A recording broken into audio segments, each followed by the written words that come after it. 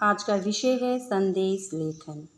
संदेश का अर्थ है कोई जानकारी, समाचार, आज्ञा, आदेश। देश वैयक्तिक होते हैं, अनौपचारिक व औपचारिक होते हैं, दोनों तरह के हो सकते हैं। संदेश लेखन कोई नया विषय नहीं है।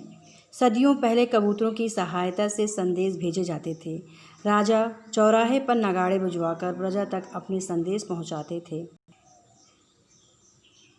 संदेशवाहक अपनी लाठी में घुंघरू बांधकर गांव-गांव में संदेश पहुंचाते थे। बदलते समय के साथ संदेश में भी परिवर्तन आया। डाकिया चिट्ठी द्वारा संदेश पहुंचाने लगा। डाकिया का स्थान टेलीफोन ने ले लिया और टेलीफोन का मोबाइल ने। आजकल व्हाट्सएप के आने के बाद पूरा परिदृश्य ही बदल गया। ईमेल, फेसबुक, व्हाट्सएप के माध्यम से अलग अलग प्रारूपों में संदेश भेजे जाते हैं। मुख्य आधार व्हाट्सएप भी है। CBSE द्वारा निर्देशित संदेश लेखन का आशय विभिन्न पर्वों, त्योहारों, उत्सवों पर भेजे जाने वाले बधाई संदेश जैसे दीपावली, ईद आदि, महिला दिवस, मातृ दिवस, योग दिवस जैसे विभिन्न दिवसों पर भेजे जाने वाले शुभकामना संदेश, सामाजिक संदेश, खोया पाया संदेश, अनुपस्थिति की सूचना, देर से आना, जल्दी पहुंचना, माँ बाप, भाई बहन, रिश्तेदारों को भेजे जाने वाले व्यक्तिगत संदेश, देशभक्ति, युद्ध के अवसर पर, कोरोना जैसी महामारी, भूकंप, तूफान एवं अन्य आपदाओं से संबंधित संदेश, इन्हें हम मिश्रित संदेश कह सकते हैं।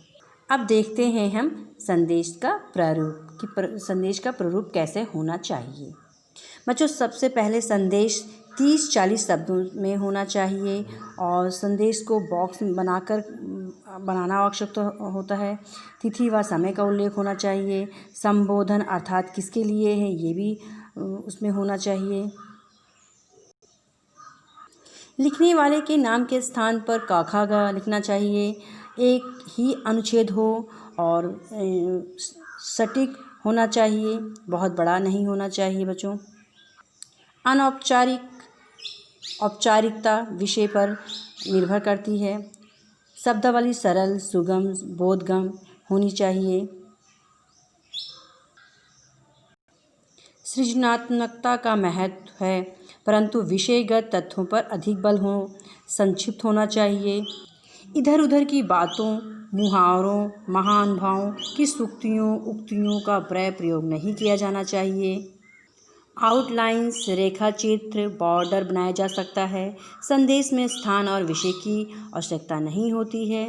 देखिए कुछ संदेश का प्रारूप कि किस प्रकार से संदेश लिखा जाना चाहिए।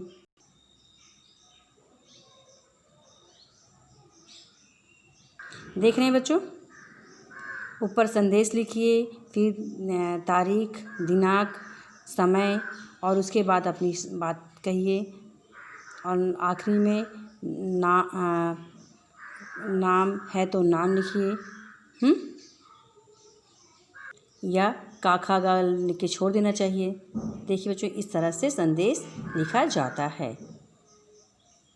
मुझे उम्मीद है आपको संदेश लेखन का प्रारूप समझ में आ गया होगा।